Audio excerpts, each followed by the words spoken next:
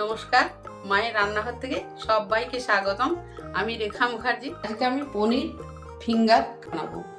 সেই জন্য পনিরগুলো আমি ঠিক এইভাবে কেটে নিয়েছি।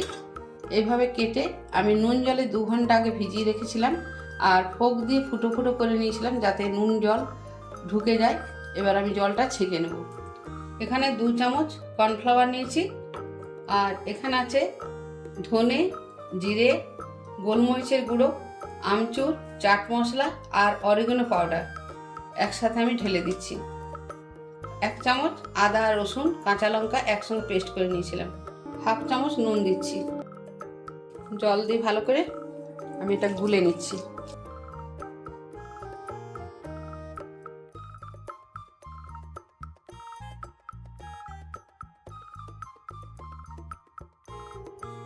আর কিছুটা পরিমাণে আমি নেড়ে গুঁড়ো ঢেলে দিচ্ছি। তেলটা একটু বেশি দিলাম, ডুবো তেলে ভাজতে হবে। তেল গরম হয়ে গেছে, আমি এবার এরকম করে ব্যাটারে ডুবিয়ে নিচ্ছি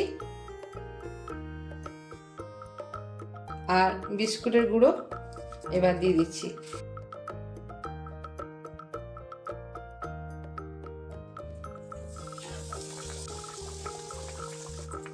গ্যাসটা এখন একদম লো ফ্লেমে করা আছে।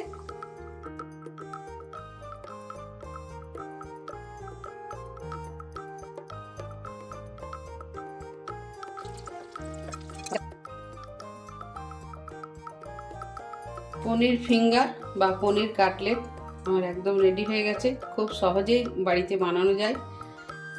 তো যদি ভালো লাগে কাটলেট, ছোট্ট করে একটা কমেন্ট করবেন, এটা আমার অনুরোধ। সবাই ভালো থাকুন, সুস্থ থাকুন, সাবধান থাকুন এবং আমার পাশে থাকুন। ধন্যবাদ।